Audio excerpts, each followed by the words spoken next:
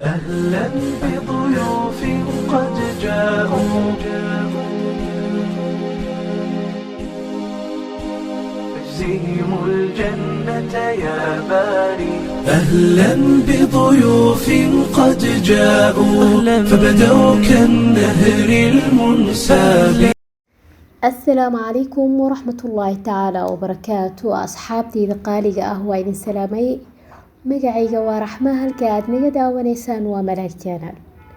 ciid wanaagsan, ciid mubaarak. كل عام وأنتم بخير. تقبل الله منا ومنكم صالح الأعمال.